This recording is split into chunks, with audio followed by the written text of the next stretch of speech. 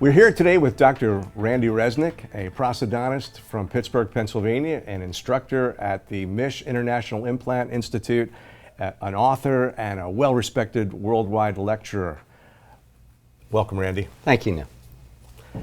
So, for someone with as much training and as much experience as you have, even for you, there was a first case in private practice. Can you tell us, when you're in practice, about the first case that you did? Yes, my first implant in private practice was 1991. I had just graduated from my implantology fellowship, and I started a practice in one of the suburbs of Pittsburgh, Pennsylvania. Started from scratch? Started from scratch, yes. The first case actually was a subperiosteal implant, and it was a friend of mine's mother who needed it, mandibular subperiosteal.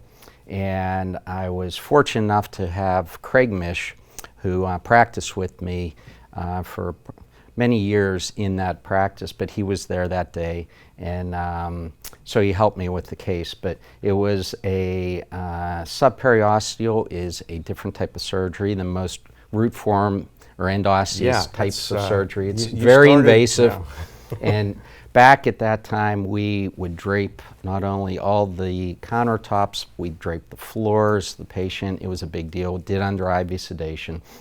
And Craig was a great help because he was a pioneer in a lot of the bone grafting, the chin graft, symphysis, and the ramus, and he was just great to have around. So that was my first case, but it was probably one of the most invasive surgeries to start as your first case in private practice. How about your first solo flight?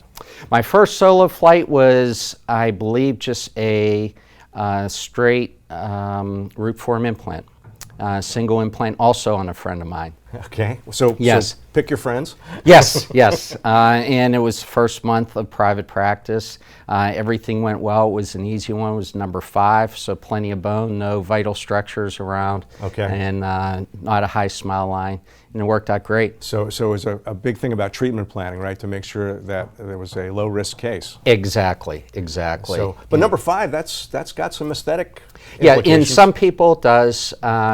Fortunately, he had a very low smile line, so really didn't show it. And there was adequate bone volume. So. Okay. And how did the case come out? Perfect. It was ideal straight finish. Everything worked out very well. He still has it today. I still see him on a regular basis. Well, he was a golfing friend of mine, so we used to golf a lot. And have you done more implants on that gentleman?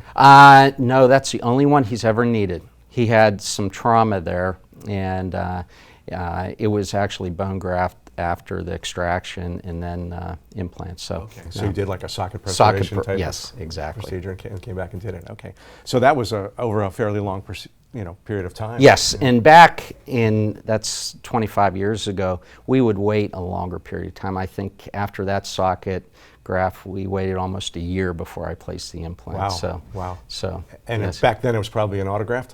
Yes, we would always do so. I actually did that at the university when I was a resident, and then came in the private practice for the implant. Nice. Okay, so 25 years ago, how did you restore that single tooth? It was a screw retained prosthesis. Yes, definitely screw retained, and now you see screw retained coming back. That's right. Yeah, so there's been a big swing. Yes. What do you think about that? I think it's good. I think it's good. Definitely the cement retention is a problem with so many cementable prostheses. We're seeing it, the studies show it's a significant problem, so you can avoid it. The only issue that I see is the implants have to be placed in the right position. Right. So if you have the implant malpositioned in any of the planes, then you have a problem with the screw retained prosthesis. But you do teach safe ways to do cemented cases. Exactly, definitely, yes. Yeah, we have a whole protocol on, and that will be in the complications book too, so step by step on how to prevent the cement retention. So what about some advice for the dentist he's taken some courses, he's ready to start? what advice would you give him before he does his first case in his office? Number one, make sure that they have everything available for the surgery.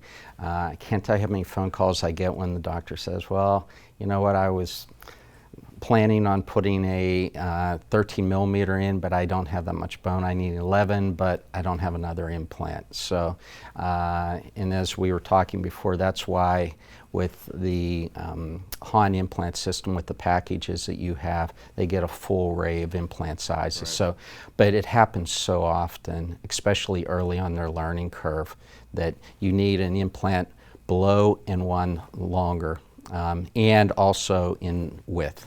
So a different dimension and width also. And the perfect case, what would you say is the perfect case for Dr. Do as his first one? Personally, I would say a number 4 or number 5, anterior to the sinus, plenty of bone, not in an aesthetic conscious patient or a low smile line patient. The problem with the posterior single tooth implant is sometimes access is difficult. Sometimes you don't have enough bone above the nerve, and you want a buffer zone, especially on your first implant. And sometimes in the posterior mandible, it's a little bit more difficult to drill for your first time. Okay, so pick the right case and have plenty of implants on the shelf. Definitely. Okay, anything else?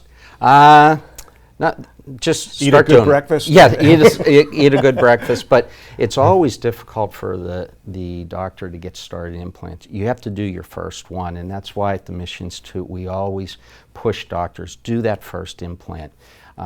If you're not comfortable with doing the first implant, start doing the extractions and the socket grafts. That gets your surgical skills elevated, and then it's very easy to go to the implant. Okay. And then, so you've done the first case on your friend, a case that you've already done ridge preservation. What about the second case? What was that like? Second case was a anterior mandible, 5 implants on a patient, an edentulous patient. And I still see that patient. Wow. Okay. That's yes. great. And that was probably back then was a hybrid? Yes, it was a hybrid. Okay. It was a hybrid, yes. Very good, very good.